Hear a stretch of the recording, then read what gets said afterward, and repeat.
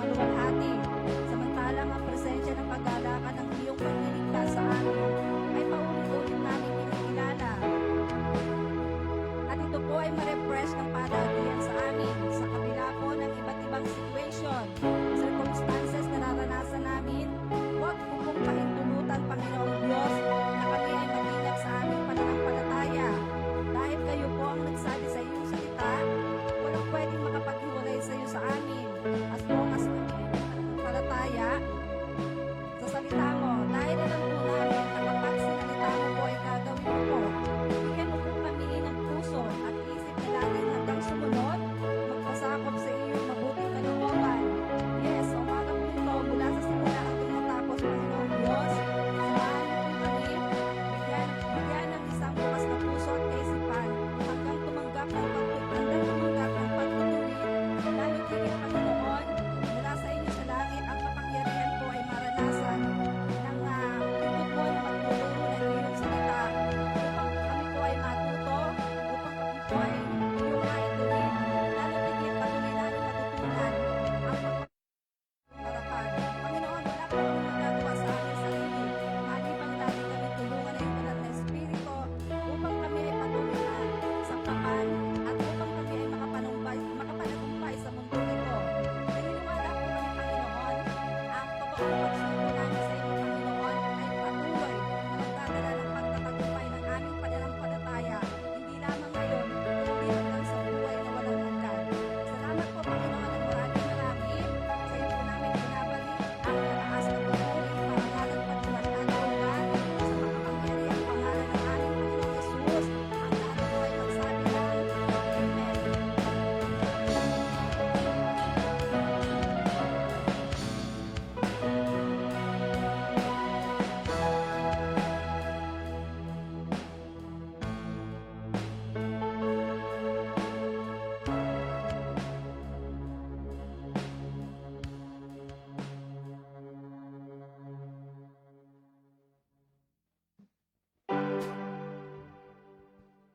Good morning po sa lahat. At salamat sa Panginoon sa araw na ito. Amen? Gusto po ba natin pasalamatan ng Panginoon? Salamat sa Panginoon. It's a brand new day of the Lord's Day at i-welcome po natin ang bawat isa sa inyong katabi, sa inyong sa likod. And welcome one another with the love of the Lord. Come on.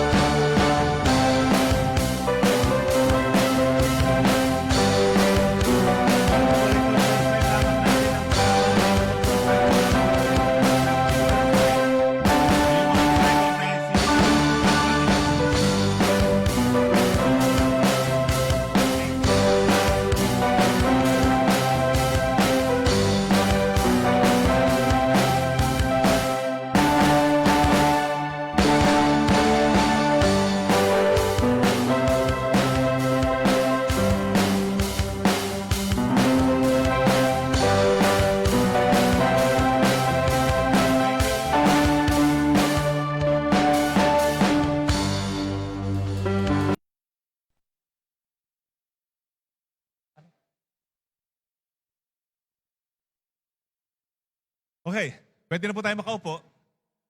Ngayong umaga,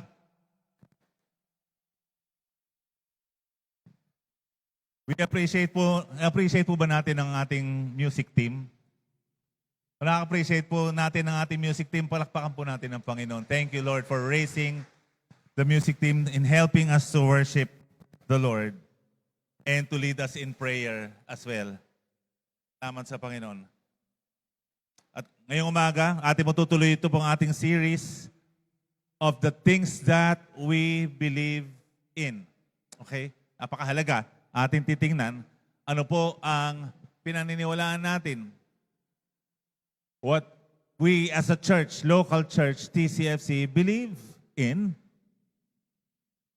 And we are going to take a look at truth number 11. Alam po natin ang mga katotohanan na ito po'y galing sa salita ng Diyos. Amen? Wala pong katotohanan. Wait lang po. Parang kilala ko yata kayo. Welcome. Bigla ako ng mental block. Lina, Hane. Oo nga. Ay. Welcome. Sorry naman, hindi namin kayo na-welcome. Winelcome ba ninyo? Di ba nyo nakilala? Ako lang ang huling nakakilala sa kanila. Wala man lang pasabi. Yung pala sinasabi pala sa akin, Ate Gina,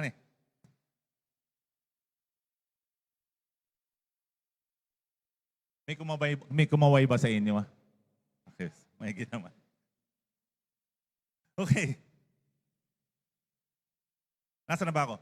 Truth number 11. Because the truth will set us free. Ito magpapalaya sa atin. Ito yung magbibigay sa atin ng liwanag, dun sa ating dinadaanan. Okay? As we navigate in this thing called life.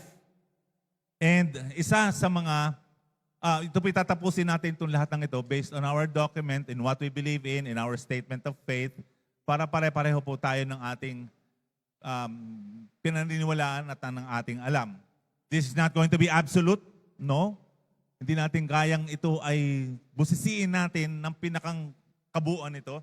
But, titingnan natin on a high-level basis, ano po itong ating pinaniniwalaan at sinasampalatayanan based on the Word of God. And this is meant for us, tayo na dito sa TCFC, na patuloy natin itong basahin, aralin, as disciples of the Lord Jesus Christ. Tama po ba ito? Tama po ba yun? Because disciples are students. Tayo ay mag-aaral. At yung mga mag-aaral sa eskwela, ang naiintindihan ko doon, sila ay nagre-review, binabasa, at re-reviewin uli. At hindi po doon natatapos, pag nag-graduate na at nakapagtrabaho na, ay minabalik-balikan pa rin ito at nag-aaral pa. Walang katigil-tigil ang pag-aaral at pagkakatuto ng mga bagay sa maraming bagay ng katotohanan. Okay? So ito po yung ating titingnan. And truth number 11 is that TCFC, ito, ukol sa one of the more controversial things here on earth sa buhay natin ay tungkol po sa abortion. At atin po titingnan kung ano po ang meron sa abortion o yung pagpapalaglag ng bata sa sinapupunan ng ina. Hindi ito madalas na pag-uusapan, but we have to make a stand. What this is, what's happening in the undercurrents of society, this happens even inside the church. At hindi po natin basta ito ini-ignore. So what does the Bible say about abortion? Bago lang ba to? Ano ito? At paano to nagaganap? At ano ang repercussions nito, results nito sa atin bilang isang church, sa ating society, sa ating paligid? At ano dapat ang maging stand ng isang nananampalataya kay Kristo?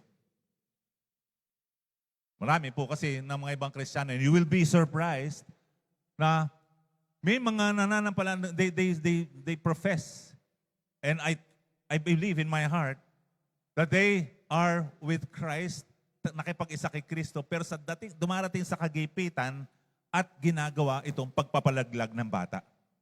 Sad to say, sana nga hindi na ako nagsasalita tungkol dito, ngunit kailangan natin itong tingnan. Dahil ang iba, they're rationalizing this na total naman, pag pinatay yung bata, siya naman yung sa langit naman ang punta. Total naman, lahat naman tayo pupunta sa kamatayan. So, i-advance na natin. Ano to, sweldo? Ina-advance? May CA? So, in our statement of faith, one of the fundamental truths is that abortion is the murder of an unborn human being while still inside the mother's womb. Alam ko merong late-term abortion, which is yung pagkapanganak at doon papatayin yung bata. Total, nakakabit pa rin naman daw ang kanyang pusod, so therefore fetus pa siya. Hindi pa siya totally independent rather. So siya ay hindi pa talaga tao. So maraming mga ganong kaisipan. Titingnan po natin yan. While inside the mother's womb, the child's life is equally sacred as God has given. According to Psalms 139, 16 to 19 from David. Ang abortion or ang pagpapalaglag ay pagpatay sa isang hindi pa naisisilang na sanggol habang nasa sinapupunan ng ina. Ang buhay ay sagradong bigay ng Diyos. Ayan po ito sa awit 139, 16 to 19. Let's all stand up and let's just read the Word of God. Ayo. Tingnan po natin sa awit 139, 16 to 19. If you have your Bibles with you, at patuloy po ako na nagtitiwala at nananampalataya na darating ang araw na lahat tayo ay makakabili ng Bible.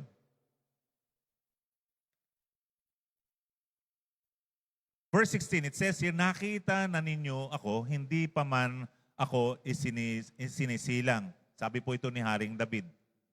Ang itinakdang mga araw na ako'y mabubuhay ay nakasulat na sa aklat ninyo bago pa man ito mangyari. O Diyos, hindi ko lubos maunawaan ang mga iniisip ninyo, ito'y sadyang napakarami. Kung ito'y aking bibilangin, mas marami pa kaysa buhangin, sa aking paggising ay nasa inyo pa rin. Panginoon, salamat sa inyo pong mga salitang ito at sa mga susunod pa mga salita ninyo na aming babasahin, pakikinggan. Itimo mo po ito sa aming mga isipan at puso. Kayon siya magturo, maggabay, magtuwid ng aming po mga isipan. Palakasin niyo ang mga loob ng lahat ng mga nangihina at bigyan mo po kami ng pag-asa dahil sa liwanag ng inyong mga salita. Anumang bagay sa aming mga puso na hindi ayon sa inyong kalooban, Panginoon, na kami po inyong patawarin at muli ang inyong banal na spirito ay maging malinaw ang kanyang pagtuturo, paggabay sa amin ngayong umaga. Be our guide, our teacher, our comforter. Kay Kristo lamang po ito po aming dalangin. Amen. Amen. Pwede na po makaupo. We will attempt to answer a few questions. Number one ay, ano itong abortion? Ano ang nagtutulak sa paggawa nito? Kalawa, bakit hindi ito dapat gawin ng isang nakipag-isa na kay Kristo?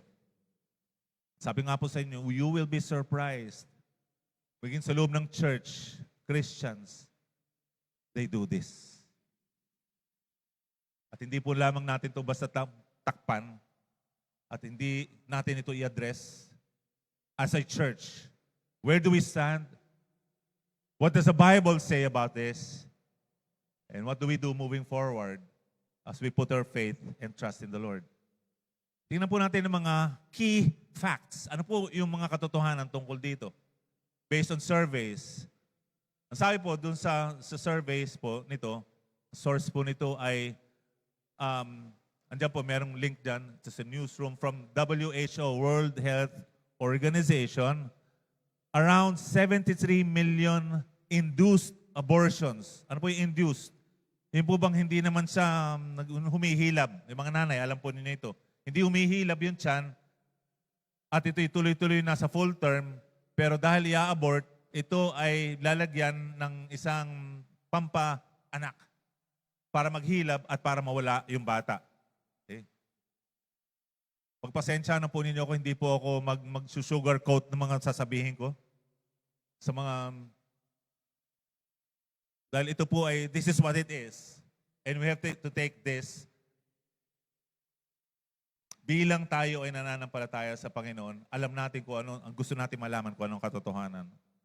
Around 73 million, naalam po ba niyo kung gaano karami ang mga tao dito sa Pilipinas? Ano ba ang ating population? Nasa 100 ba tayo? Masa 100, ano po? 100 million Filipinos right now alive, and every year, sabi ng World Health Organization, ay 73 million, which is 73% ng ating population. Ganun kalaki, taon-taon ang mga batang namamatay. So, dito pa lamang po, we'll be able to see na yung pong ating kinamumuhian, yung ating mga dudurog na ating mga puso na naganap during the Holocaust, na 4 to 5 million Jews have been killed, ay napakaliit po nun. Kung ikukumpara sa nangyayari ngayong genocide o yung pagpatay sa tao, which is 73 million children inside the wombs of the woman, healthy. Kasi 1% kasi nito ay hindi healthy. Medically advised by the doctor, kasi pareho silang may danger, yung nanay at tatay, nanay at yung bata pala, rather. Pero 70 million children are being killed every year. Para bang pinagsama-sama ninyo Luzon, Visayas at kalahati ng Mindanao, at yun ang dami ng tao na pinapatay sa pamamagitan ng mga batang yun. Ano po? For this year, ganun. Next year, ganun uli. And this escalates mathematically, algebraically, habang dumadami ang tao. And 6 out of 10, which is 60%, 61% of all unintended pregnancies, and 3 out of 10 or 29% of all pregnancies end in induced abortion. Gusto mo na tingnan natin ito. Ano ito yung induced abortion? Malusog yung nanay at yung bata, pero ini-induce para siya ay manganak, napatay na ang bata. 6 out of 10 sa induced abortion, unintended pregnancies o yung wala sa planong pregnancy, and in induced abortion, 60%. So sa bawat 10 magpapa-abort, 6 sa kanila ay dapat sana ito'y, at yung iba ay hindi induced abortion. Later on, we will see that there's also another term that's called medical abortion. At magkaiba po yung dalawang yun. Ito lang muna po ang aking gustong tingnan. Abortion is a common health intervention. Tama mo, ang tawag ng WHO is a health intervention. In fact, America calls this healthcare. Mother's healthcare and wellness, ang pagpapalaglag ng bata ay para sa kalusugan ng nanay. Malusog malusog yung nanay. Pero dahil ang tawag dito ng Amerika ay, hindi lang Amerika, Amerika lang ang aking bibigyan ng example, ito ay para sa kapakanan ng nanay.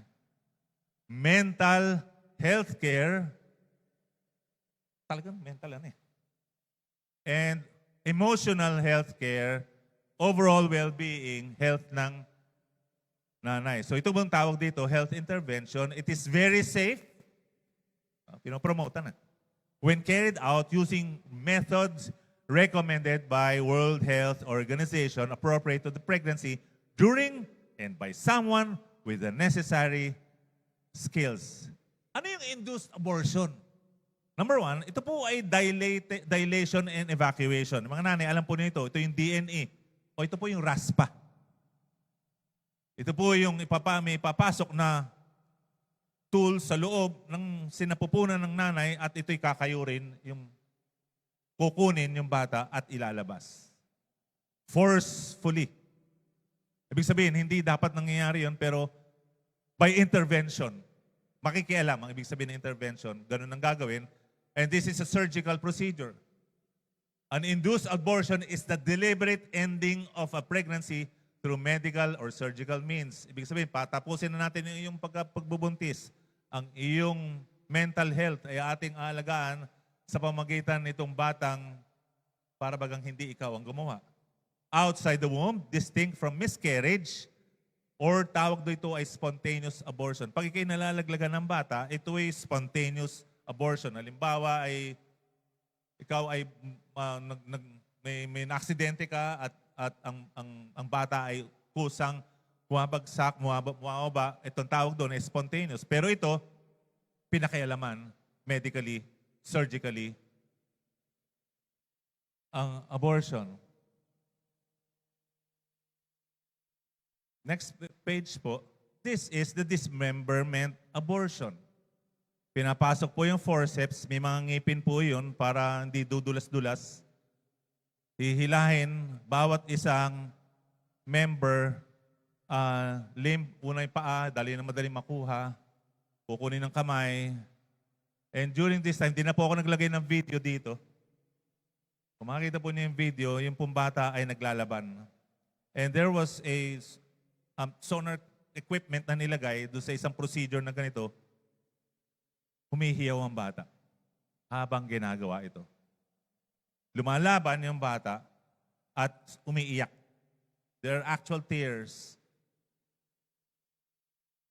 So yun po iipunin lahat ng surgeon at ito ay itatapon. Ito po ay isang 16-week-old fetus, about 3 to 5 months na bata. Unti-unti, isa-isang kinukuha ang kanyang mga body parts. At kung hindi po kasya dahil ang ulo ng bata bago po ilabas, yung pong same forceps na yan ay dadalhin doon po sa ulo ng bata at kanyang pipisain. And there will be a white fluid that will come out, which is the brain of the child, while the child was screaming habang umiiyak yung bata. Number 2, ito po yung medical abortion. Ito po yung pagpatay ng bata after 20 weeks. Ang nangyayari po dito ay meron pong injection to stop the fetal heart may be given 1 day in advance. So bago ilabas ang bata, papatayin muna. Ayan po. So, nag-i-inject minsan, at doon po yun sa heart ng bata, papatay, i-inject ng surgeon.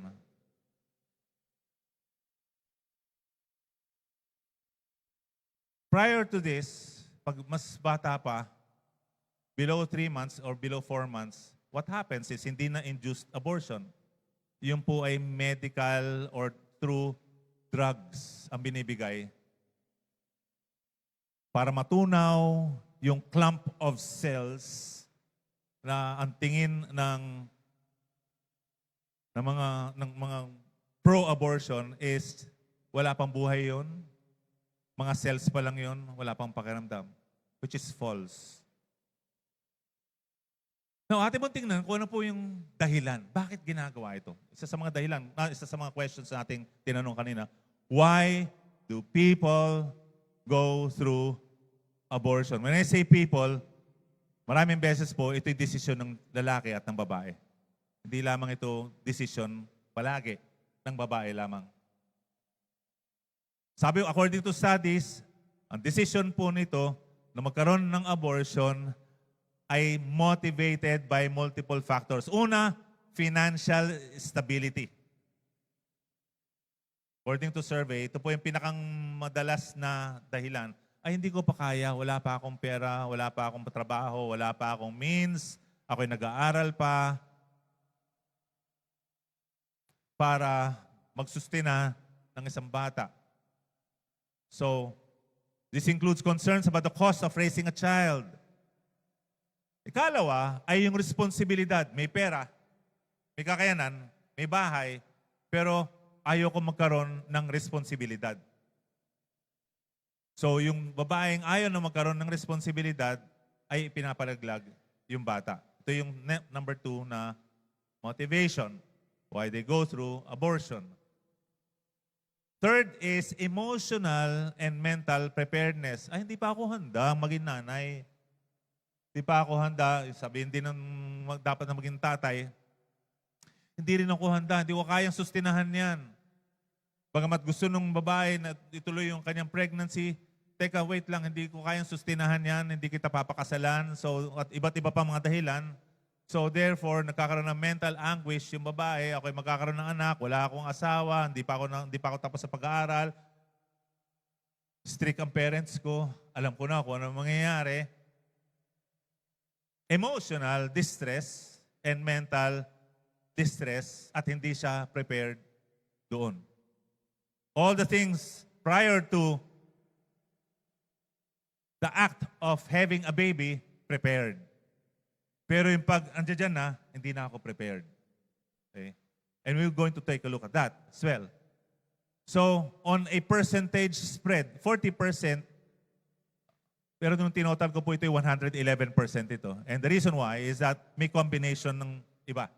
So, yung iba sumasagot na, hindi ako financially prepared, but also, I also have health issues. So, 111% po yan. Ginawa ko na po yung mathematics. Okay? 40%, almost half, sabi that I am not financially prepared. Number 2 ay hindi pa ito tamang panahon para sa buhay ko na ako ay magkaroon ng anak. Pero yung akto para gawin yun, napaka-prepared ko na. Tara na, let's go. 3 bottles lang yan. Pag may alak, alam na alam. Number 3, issues with partner. Hindi pa raw kasi siya handa, si Junior. Kaya therefore, kawawa naman ako. Di raw siya po pwede maging tatay. Bakit mo ginawa? Number 4, need to focus on other children. Interferes with future plans. Hindi pa emotionally and mentally prepared at health issues. That's the first level. When you go deeper and look at the root cause, anong root cause nito? Ano ba talaga pinag-uumpisa nito? Bakit nagkakaroon ng desisyon ng isang babae ay magpalaglag ng bata? Second level reason is this is caused by sexual immorality. And number 2 is extramarital sex. So, sexual immorality. Hindi tama. Hindi panahon para yung lalaki at babae magsama at nagkaroon ng bunga. Therefore, let's get rid of the fruit o yung resulta. Sabi po ng leading authority on poverty welfare programs ng Heritage Foundation, the rise in abortion and the collapse of marriage. Ito ay linked together. Yung dami ng abortion at yung pubagang pagbagsak ng marriage. Yung huwag na tayong magpakasal. Is intrinsically linked together. Dahil 85% of abortion occurs among non-married women, the singles. Hindi mag-asawa. Kasi nga, yung lumalabas mga dahilan na wala akong, wait lang, di pa ako handa, wala akong pera, di pa ako prepared. Those are singles. So I want to address the singles right now. Because 85% of the abortions that you just saw earlier ay galing sa mga hindi pa nag-aasawa at wala pang asawa. And when you look at social media right now, napakalaki ng pressure para ito pong ating mga singles should go through illicit sex or sexual immorality. Karaniwang tanong ng mga influencers, o ilan na body count mo? Body count. Can you believe that?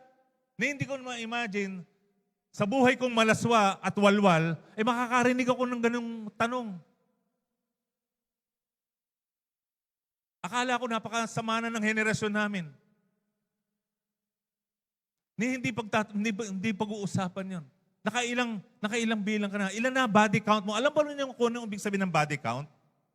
Alam ba niyo kung anong ibig sabihin ng body count? Alam ba ninyo kung ano ibig sabihin ng body count? Tayo hindi natin alam yun. Ipapaalam ko sa mga katulad natin. Ang body count ay kung ilan na nakasex mo. Ilan na ang katawan, bilang ng katawan. Naging commodity na lamang ang bilang ng katawan ng mga tao na iyong nakasex. Sa body count. At paligsahan pa sila. And they're proud of it.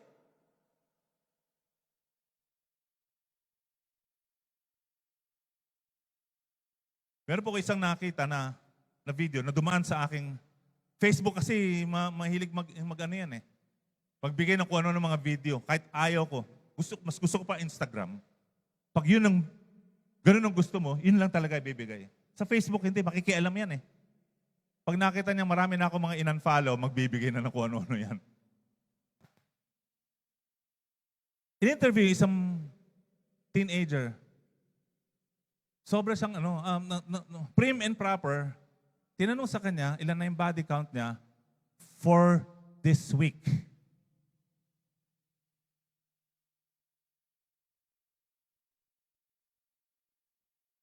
Hindi ko alam kung OnlyFans model siya o hindi na ako pupunta doon sa part na yan, ha?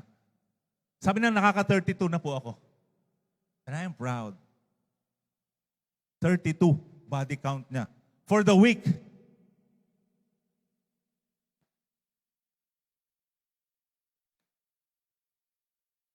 At alam po ba niyo, there is this bus in Indonesia. Ewan ko, baka maingit ang Pilipinas. Alam niyo mga Pilipino, napaka-ingitero eh.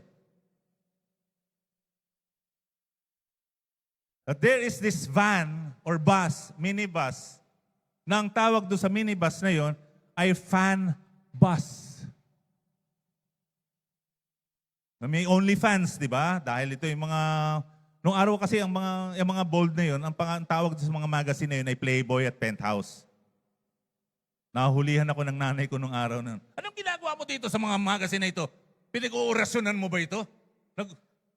Nagro-rosaryo ka ba itong gamit mo? Kasi nung araw kasi prayer book ang uso eh. Nakita kasi ng nanay ko, ba't itong kama ni Boy may umbok sa gitna? Bukas, o iyon. Eh ngayon, dumadaan sa kalye. Yung bus na yon, pipick up ng lalaki, random na lalaki. At tatanungin ko, okay ka ba? Kung ikaw ba'y busy? At gusto mo ba magkaroon ng content? For the sake of content, kukunan yun live. Doon nila gagawin the sexual act itself. For porn material. It's a bus.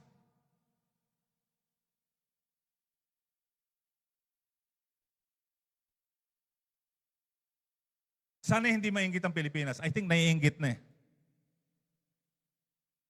Nahuli doon sa Indonesia, sa Bali, Indonesia.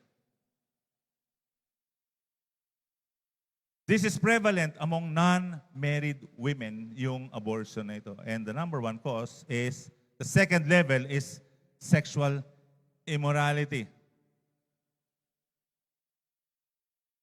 So sabi rin nitong The Heritage Foundation, dahil ang abortion ay napaka-frequent, 85% sa non-married women, ang pagpapatibay ng kasal or marriage will inevitably bring down the number of abortions.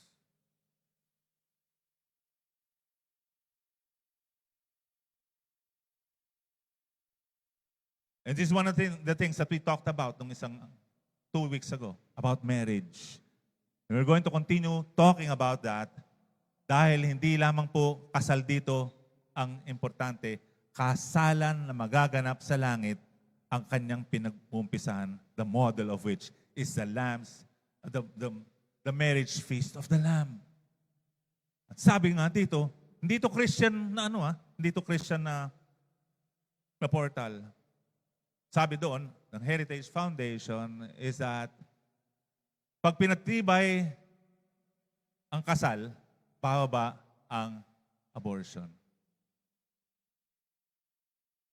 Weakening and decreasing marriage will have the opposite effect. Pag hindi binigyan ng emphasis at halaga ang kasalan, lalaki at tataas ang bilang ng abortion. Why? Because you will have illicit sex, you'll have sexual immorality, and then therefore, hindi ang sexual immorality, hindi naman ang kanyang goal doon ay magkaroon ng pamilya. No. So therefore, abortion will rise. They've seen this at they have observed. Ngayon, ano nga itong third level reason? Ito yung gusto natin tingnan.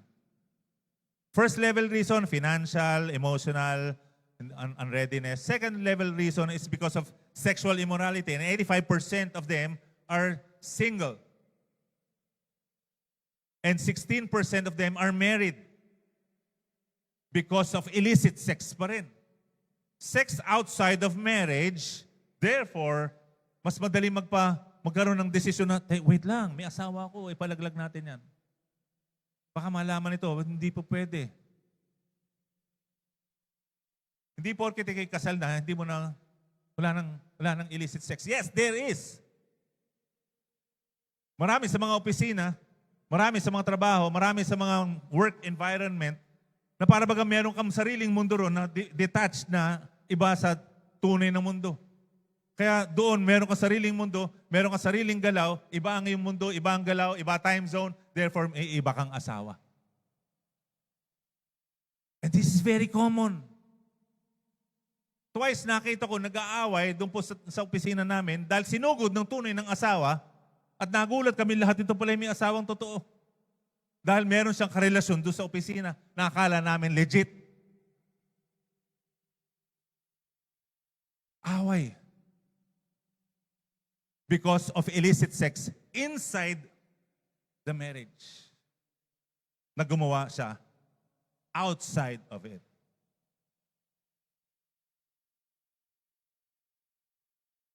Third level reason kung bakit nangyayari itong abortion. Sabi po sa Romans chapter 1 verse 21 to 25, at kahit alam nilang may Diyos, hindi nila siya pinarangalan o pinasalamatan man lamang, sa halip ibinaling nila ang kanilang pag-iisip sa mga bagay na walang kabuluhan. Kaya napuno ng kadiliman ang mga hangal nilang isipan. About the truth, about God, ay hindi sinusunod at hindi pinaniniwalaan. Alam nilang merong katotohanan tungkol sa Diyos, sabi ni Pablo sa mga taga-Roma, pero hindi pinaniniwalaan ng tao. So because of your unbelief, ito ang nangyari. Verse 22, nagmamarunong sila, ngunit lumilitaw na sila mangmang sapagkat ipinagpalit nila ang katotohanan sa isang ang katotohanan na kapuri-puri at walang kamatayang Diyos sa mga Diyos-Diyosang kawangis ng tao. So it's idolatry. Mga ibon, mga hayop na may apat na pa at mga hayop na gumagapang. That was idolatry identified then. And what is the idolatry today in our present time? Sino ang pinararangalan ngayon ng tao? Mga ibon ba? Mga kung ano ng mga bagay na sinabi dito? No. The idolatry here is different from the idolatry that we have right now. Ano ang pinag-uubusan ng tao ngayon? Ng kanilang oras at ng kanilang panahon at ng attention. Tingnan mo na lang sa Facebook, tingnan mo na lang sa social media. Puro selfie yan. Puro pictures, puro pagkain, puro ano pinupuntahan. Tungkol sa akin, me. Me. Idolatry is the number one idolatry right now. Ay, wala naman ako mga puon, wala akong mga ibon-ibon katulad dito, wala akong kawangis ng tao, mga hayop na apat na pa. No. Pero meron ka. And that idol is you. Dahil mataas masyadong tingin mo sa sarili mo, pinagpalit mo kung ano yung katotohanan tungkol sa Diyos at ang ebanghelyo tungkol sa Diyos, which is from Christ Himself, and exchange it with your opinions. ng iyong mga haka-haka at yung kuro-kuro mo, and you call it intelligence, and you call it woke, and you call it modern ideologies and philosophies. Kaya, ano naging resulta? Verse 24. Kaya hinayaan na lamang sila ng Diyos sa maruruming hangarin ng kanilang puso. See, what happens when there is idolatry or self-love far above what you are going to give to God, pag mas mataas ang iyong tingin sa iyong sarili, kaysa sa kung ano ang katotohanan tungkol sa Diyos at ang kanyang mga salita, ano nangyayari? Hahayaan ka na lamang ng Diyos sa iyong pilosopiyang yan. Total, tinatanggihan mo ako ng paulit-ulit. Si Paraon nga, 9 times, 10 times siyang binigyan ng pagkakataon para siya magbago ng isip, para siya ay kilalanin, ang Diyos ay kilalanin. Hindi siya naniwala. Kaya ano sabi doon? Hinayaan na lamang ng Diyos na tumigas ang kanyang puso kasi 3 beses sinabi ron na pinatigas ng puso ni Paraon kahit yung kanyang mga nakikita are all undeniable. Kaya pinatigas ang puso bilang parusa na lang sa'yo. Kasi ayaw mo naman maniwala. Di sige, go. Same thing here. Ilang beses ka na nakakarinig ng katotohanan tungkol sa Ebanghelyo. But if you refuse, this is what's going to happen. Hahayaan ka na lamang ng Diyos sa maruruming hangarin ng inyong puso. Hanggang sa ano? Hanggang sa gumawa sila ng kahalayan at kahiyahiyang mga bagay sa isa't isa. It's so curious. When you fall under the sin of idolatry, sin of self-love and self-exaltation, tinataas mo yung sarili, above God, hahayaan ka sa mga kahiyahiyang bagay ng kahalayan.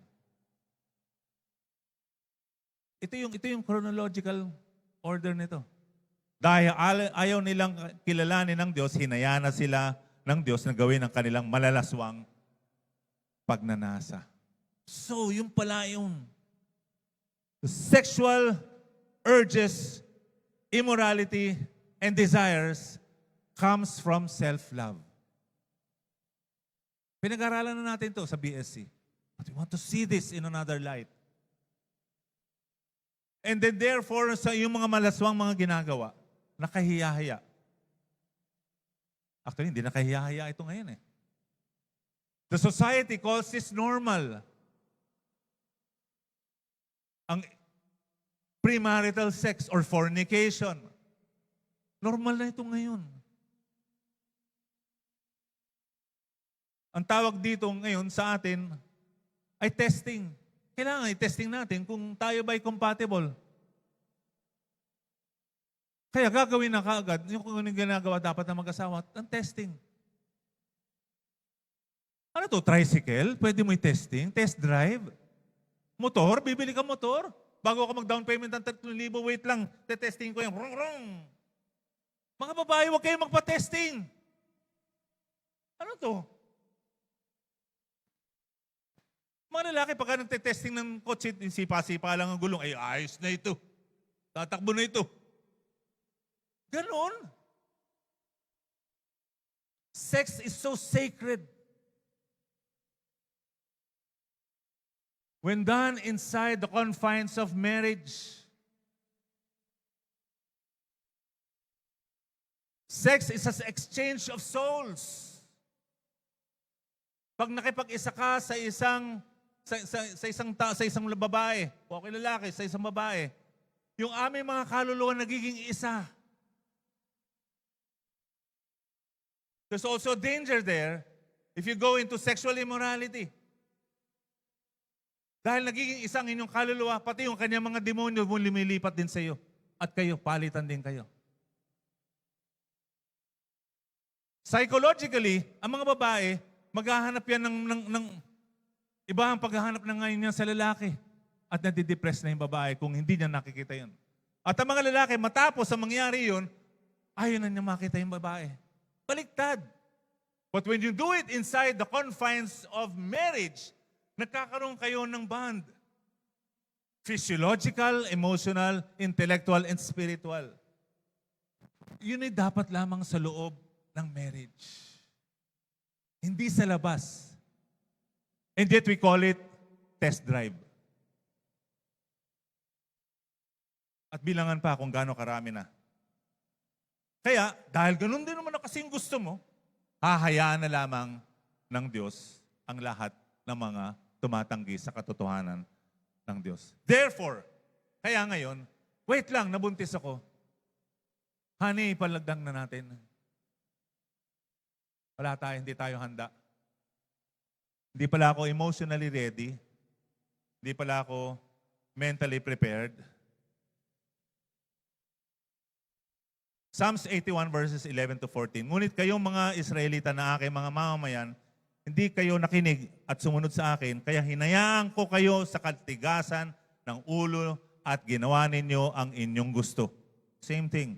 Kung nakinig lamang sana kayo, yun, mga kapatid, kung nakinig lamang sana kayo sa akin at sumunod sa akin mga pamamaraan, kaagad ko sanang nilupig at pinarusahan ang inyong mga kaaway. This is on hindsight. Kung ikaw sana ay nakinig, ito yung sinasabi ng Panginoon.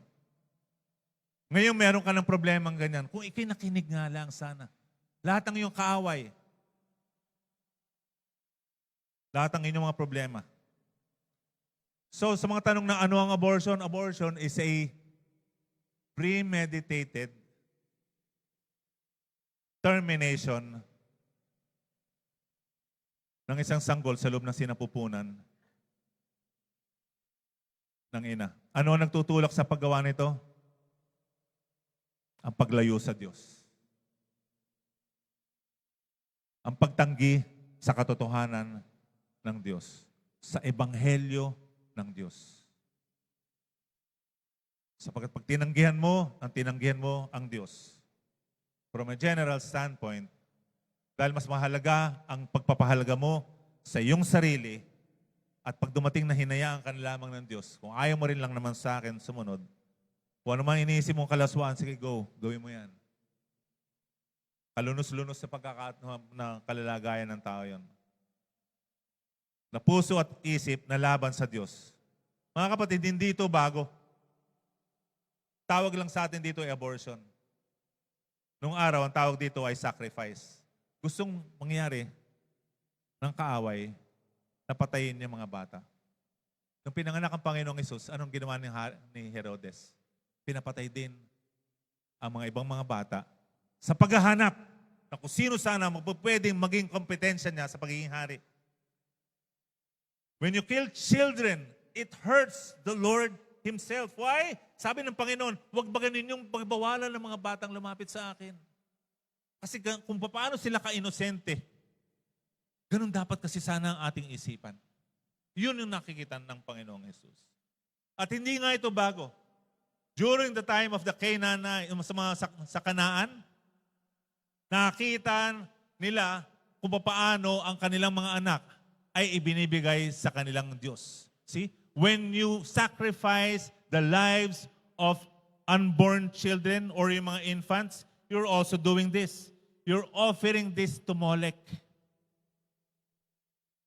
Ang Diyos-Diyosan ng mga Canaanites. Hindi ito bago. Alam mo niyo kung anong ginagawa nila doon? Dito nakita natin, isa-isa, tinatanggal ng mga limbs. Ano eh? Ang ginagawa nila doon, meron silang napakalaking kawa. Pinainitan nila yon. Mainit na mainit. At yung kanilang mga bata, ang kanilang mga anak, na gusto nilang pagpaghupain yung galit ng kanilang Diyos, ay ibabato nila ang kanilang mga buhay na anak doon sa kawang malaki. At yung kanilang mga pare ay lalo silang magtatambulan para maging maingay ang kanilang mga tugtugan para hindi marinig ng mga nanay at ng mga tatay ang sigaw ng kanilang mga anak. Hindi bago to mga kapatid. The slaughter of the innocents is not new. So when you do this, when you kill the unborn children, you're offering them to Molech.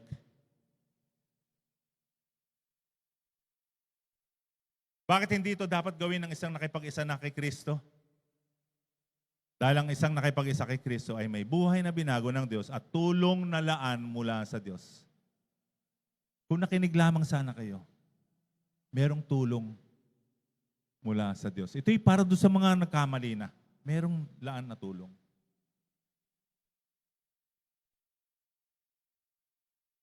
Kagad ko sanang nilupig at pinarusahan ang inyong mga kaaway. And of course, sabi po sa Exodus chapter 20 verse 13, huwag kang papatay. And finally, sa Pahayag 21:8, ngunit ang mga duwag, mga ayaw sumampalataya sa akin, ang mga maruruming mga anggawain, mga mamamatay tao, para narinig natin ito kanina, no? Mga immoral, ang mga mangkukulam, mga sumasamba sa mga Diyos-Diyosan, at sa lahat ng sinungaling ay tatapon sa naglalagablab na lawang apoy at asupre na siyang ikalawang kamatayan. So kung nandoon ang isipan ng tao sa pagpapalaglag ng bata, tawag sa kanya mamamatay tao, immoral, kasama niya doon ang mangkukulam, mga sumasamba sa Diyos-Diyosan, at karamihan o hindi lahat, kundi man lahat, na mga gumagawa noon, sinungaling. Siyempre, alam mo naman ang sasabihin, saan ka galing? Alam mo, sabihin mo 7-Eleven po. Hindi. Siyempre, yun mga sasabihin mo, di ba? Eh, galing lang po ako, Save More. Alam mo naman, sabihin mong, ay, saan ka galing? Alam mo naman, sabihin mo, ay, nagpalaglagaan po ako din. Magsisinungaling ka, tama ba yun? Kaya kasama ka rin dito. Hindi ko po pinagagaan itong kasalanan na ito. Pero para makita lang natin how ridiculously evil and wicked is abortion. It happens inside the church. Huwag sana itong magpatuloy. At kung meron man, meron po tayong counselors dito. Headed by Ate Gina po. So kailangan po niyo ng tulong, lalong mga babae. Huwag po niyo itatago yan. We have help available dito sa TCFC. Amen. Anytime, kahit alas 2 ng umaga, kung kailangan po ninyo, meron po tayong help na available. Lalo sa mga babae na nangangailangan ng tulong. Tayo po lahat ay tumayo.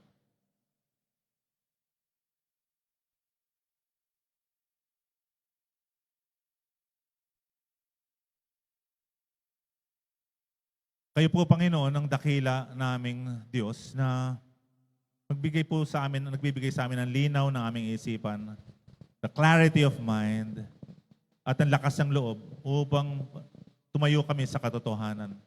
Tulungan mo nga po, Panginoon, at napakalaki ng challenges at mga pagsubok ngayon na dinadaanan ng mga aking mga kapatid, yung mga singles and even married couples. Huwag po itong pumasok sa kanilang buhay sapagkat ito po espiritu na hindi po galing sa inyo. Ito po espiritu ng kaaway, espiritu ng diablo na ang nais lamang ay pumatay, sumira at pumuksa at magnakaw. Let your covering be upon them. Let your grace and mercy be upon this church. And lead us always in your truth. Kay Kristo lamang po ito pa aming dalangin. Amen. Amen and amen. Let us prepare our hearts. At sa mga susunod na sandali ay tayo po ay sama-samang aawit, magpupuri at sasamba sa ating Panginoon. Let's sing to the Lord. And we worship you, Lord, this morning. Hallelujah.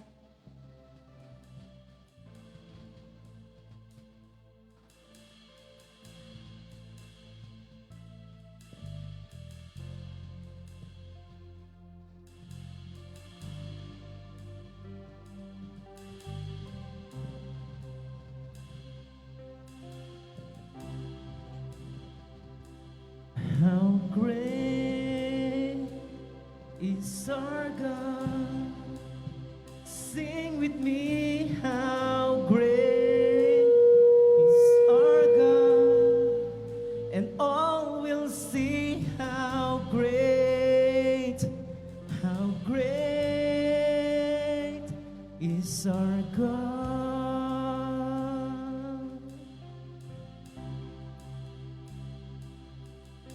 the splendor of a king,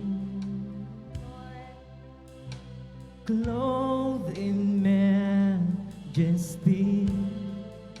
Let all the earth rejoice, all the earth rejoice. He wraps himself in light, and darkness tries to hide. Trembles at his voice, trembles at his voice. Come on, church. How great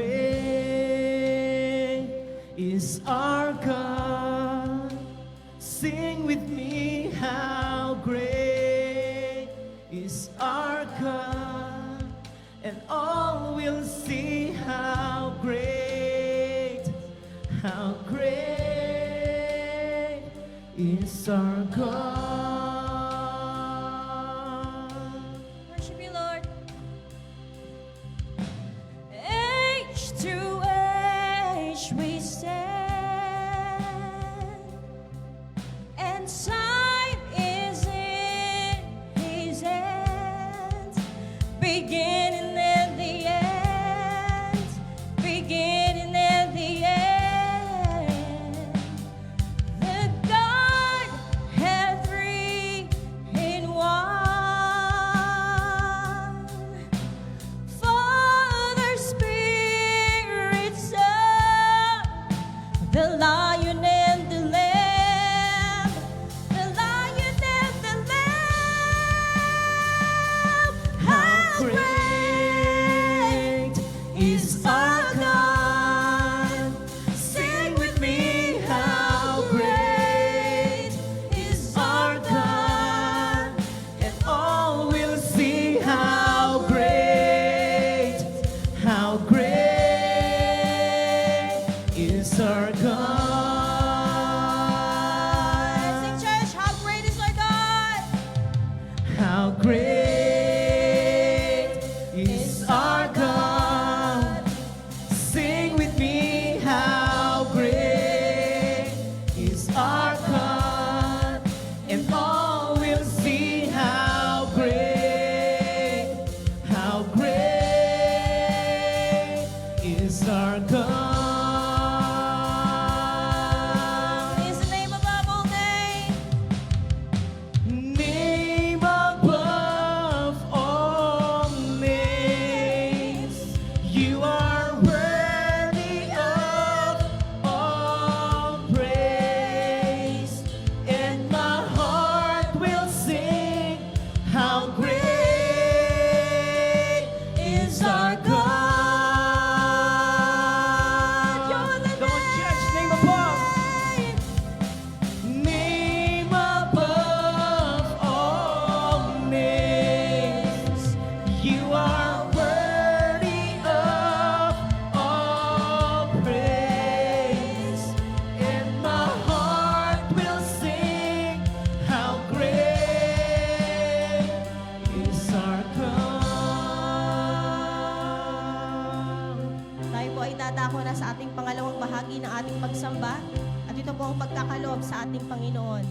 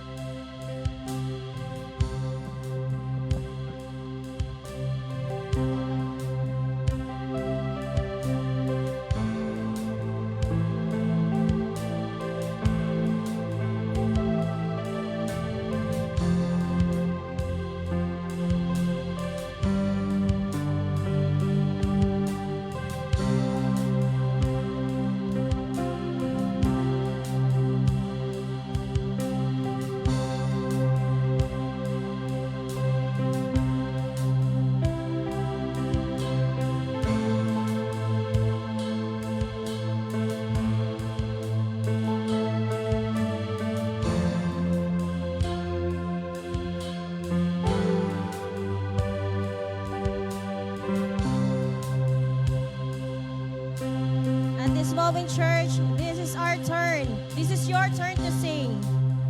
Ini-encourage po namin kayo na kayo po ay sumabay sa ating awit ngayong umaga.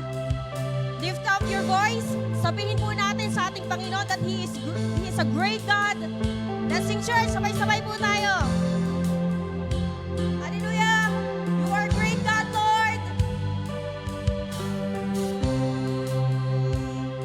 Is our God.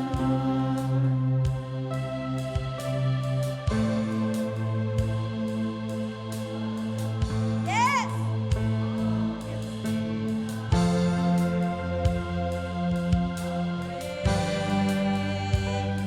Is our God. Lift up your voice, church. Say to the Lord, how great is our God. How great Yes. is our God. How great is our God. Oh, we'll see how great is our God. It says in Philippians 2:9, and therefore God exalted him to the highest place. And he gave him the name that is above every name. And that name is Jesus Christ. And in his name, every knee will bow and every tongue shall confess that he is Lord. At siya po ang Diyos na ating inaawitan sa umagang ito. Yes, yes, church! Hindi po ba natin ibubuka ang ating bibig sa ating Panginoon ngayong umaga? Because He deserves all the praises and glory and power and honor. He is a great God. Yes! He is a great God that we worship. Hallelujah! Let's sing. Sabay-sabay po tayo. Name above all names. Yes! Name above all names. You are worthy of all praise, and my heart will sing how great is our God. Name above all names. You are name above all names. You are worthy of all praise, and my heart will sing how great is our God. Come on, church, name above. Name above all names. You are worthy, Lord. You are worthy of all praise, and my heart will sing how great is our God.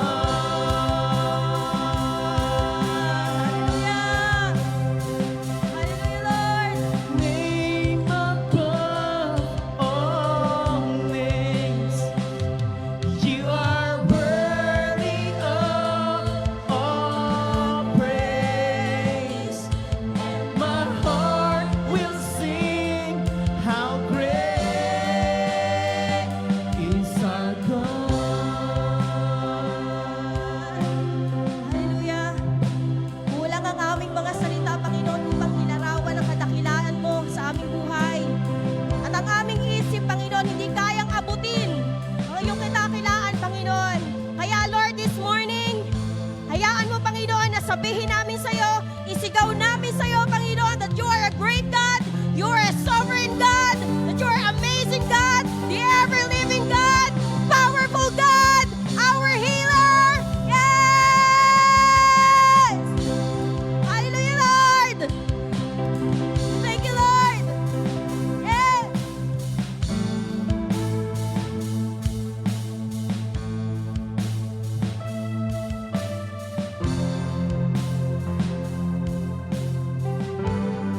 Thank you, Lord. Ang Diyos po ay dakila. Our God is a great God. Amen po. At ang kadakilaan niya pinakita niya nung kanyang ibigay sa atin ang kanyang kaisa-isang anak.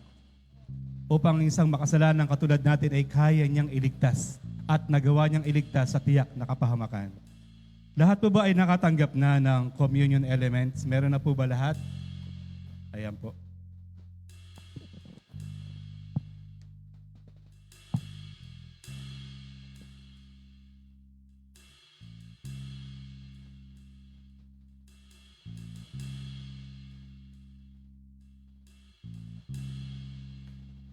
Sabi po sa 1 Corinthians chapter 11 verse 27, kaya ang sino mang kumakain ng tinapay at umiinom sa kopa ng Panginoon sa paraang di nararapat ay nagkakasala sa katawan at dugo ng Panginoon.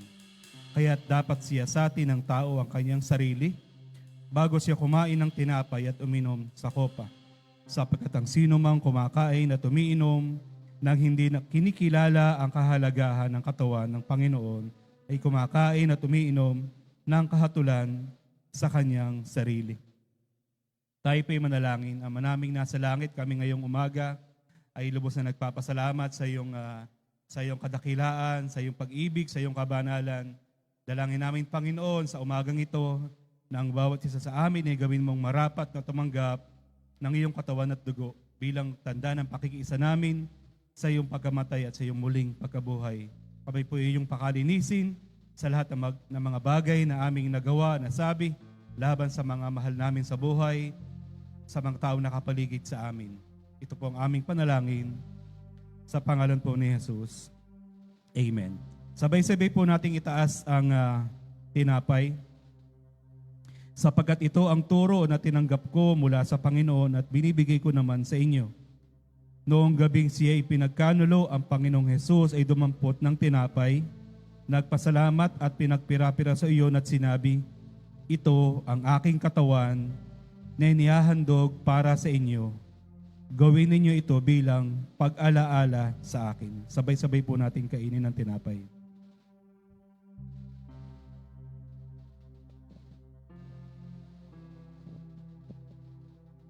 Atin pong itaas ang katas ng ubas. Matapos maghapunan, dumampot din siya ng kopa at sinabi, ang kopang ito, ang bagong tipan na pinagtitibay ng aking dugo. Tuwing iinumin ninyo ito, gawin ninyo bilang pag-alaala sa akin. Sapagkat tuwing kakain kayo ng tinapay na ito at iinom sa kopang ito, ipinapahayag ninyo ang kamatayan ng Panginoon hanggang sa kanyang muling pagparito. Sabay-sabay po nating inumin. Maraming salamat, Panginoon, sa iyong kabutihan, sa iyong pagpapala, sa iyong kadakilan, sa iyong pag-ibig, sa lahat ng mga bagay na patuloy mong pinagkakaloob sa amin, kalakasang espiritual, pisikal, at sa lahat ng aspeto ng aming buhay. Tanging sa iyo lamang kami nagpapasalamat at nagpupuri sa lahat ng mga bagay na ito. Sa pangalan po ni Jesus, Amen. Muli po tayong umawit ng papuri, ng pasasalamat sa ating pong Diyos na buhay ngayong umaga. Sapagkat sa piling po ng ating Diyos, may kagalakan at may kapayapaan. Kaya purihin natin ang Panginoon.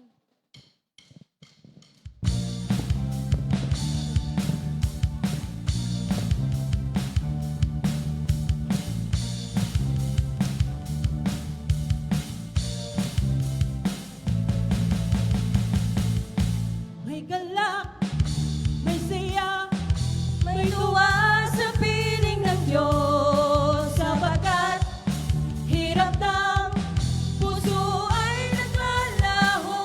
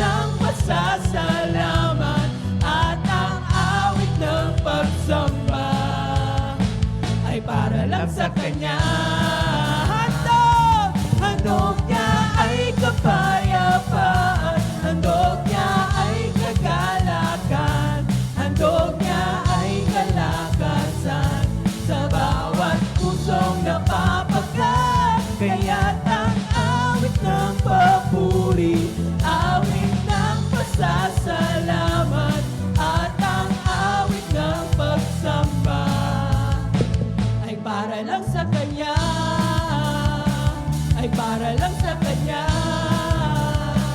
ay para lang sa Kanya, ay para lang sa Kanya. Yes! Tanging sa Diyos lang ang lahat ng papuri, pagsamba, pagluwalhati. Hallelujah. Good morning po ulit sa ating pamilya, TCFC Church. Salamat po sa umagang ito. Nandito tayo ngayon. Para po sa ating tuloy-tuloy na announcement, ang ating pong project, Cool to Give Project. Ito po'y para sa ating aircon. Purihin ang Diyos. Meron na po tayong isang unit ng aircon. 3 pa po. Tamang-tama po yan para sa pagdating ng summertime. Meron po tayong pampalamig dito. Thank you, God. At para po sa inyong mga petitions, sa mga prayer requests and offerings and tithes, ito pong envelope na ito ang kunin niyo po doon sa may pagpasok po ng pinto. Hingi po kayo sa mga ushers, yung po mga naka-blue. Pwede niyo po isulat kung may prayer request kayo dito. Meron kayong Thanksgiving prayer. Ito po babasahin at isasama po sa ating prayer devotion. Salamat po. Purihin po ang Diyos.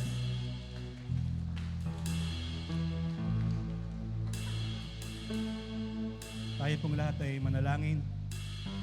O Diyos naming banal, salamat sa mga aral na tinuro mo sa amin. At kami nagagalak sapagkat kami pala'y habang nasa sinapupunan pa ng aming mga magulang, kami iyong nakita na. At mismong ikaw ang nag-form ng aming mukha, ng aming ulo, ng aming kamay, ng bawat bahagi ng aming katawan, pati ng aming puso, lahat ng bagay na meron kami physically, ikaw pala ang naghulma, Panginoon.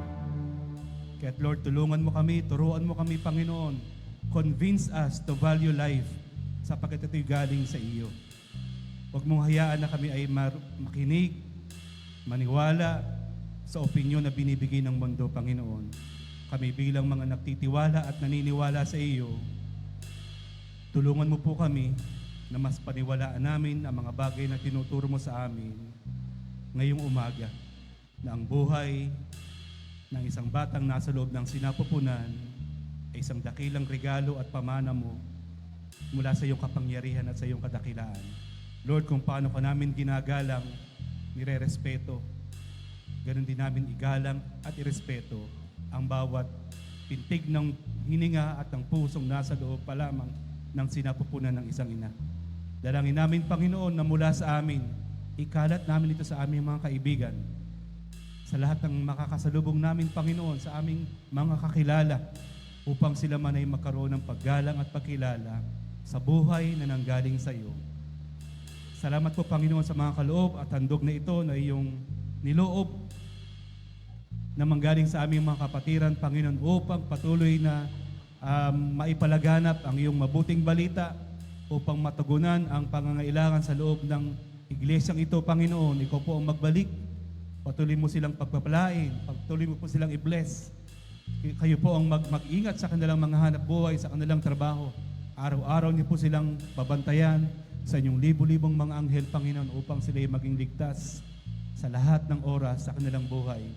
At sa aming pansamantalang paghiwa-hiwalay, Panginoon, tanggapin namin ang pagsama, ang bendisyon ng iyong kapangyarihan sa pangalan ng Ama at ng Anak at ng Espiritu Santo. Amen and Amen.